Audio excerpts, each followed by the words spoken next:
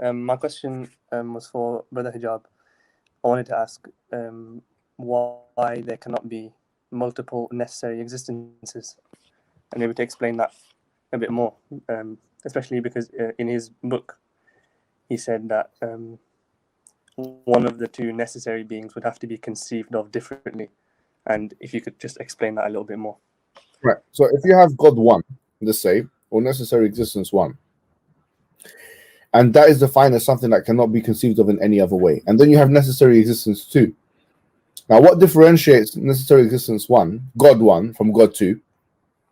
So you say nothing differentiates God one from God two. You say, and therefore you're talking about the same person. Well, you're talking about the same entity. If you say nothing distinguishes God one from God two, then you're effectively describing the same thing twice. If you say no, property X differentiates God one from God two, the fact that property X can exist is an indication that either God one or God two, both or one of them, is contingent.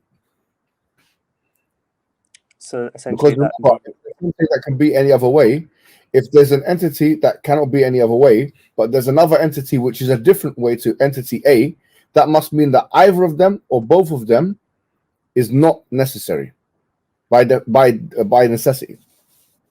That plus the best argument is the Quranic one.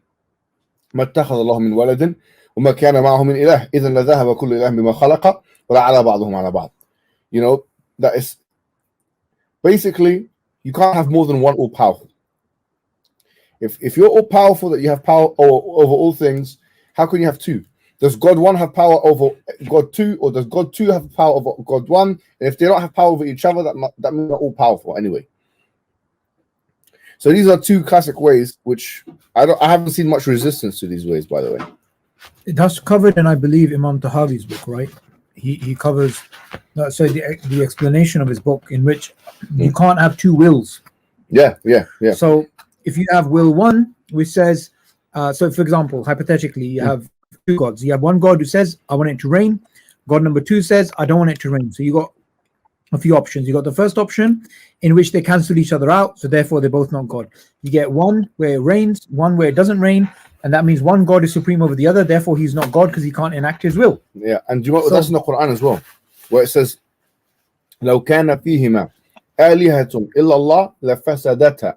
If there was in them, either heavens and earth, more than one God, they would have both been corrupt.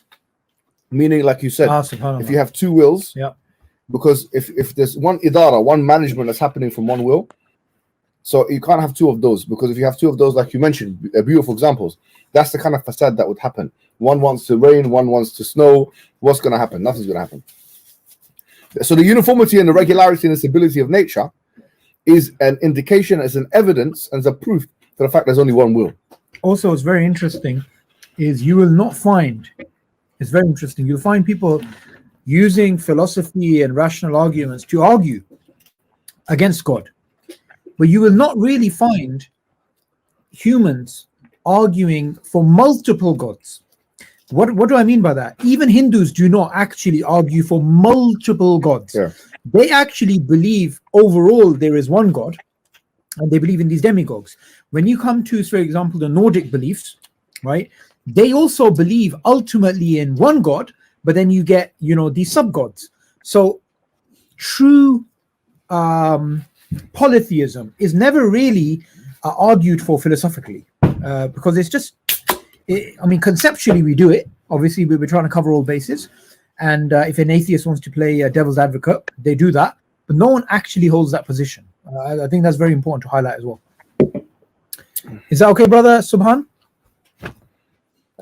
Yeah, so can I just... You mentioned that these kind of ancient civilizations, I think even the Quraysh, they believed in Allah as the supreme kind of God, and then the rest of the gods were kind of lesser gods. Is that refuted in the same way? Yeah, it can be. What I was trying to argue for is that philosophically they will not try and do that. Like mushriks don't have a history of philosophy, if you like. Mm-hmm. You understand? If they believe in God, they will understand conceptually the rububiyyah aspect. They'll understand that. Where they disagree is uluhiyyah. They want to make others as partners with Allah, calling upon the dead and all this type of stuff. But no one really disagrees with Rububiyyah. Rububiyyah in its essence is so, I've not ever come across either to deny God outright, but to actually argue for two independent, all-powerful beings. No, I've never come across anybody who's ever done that.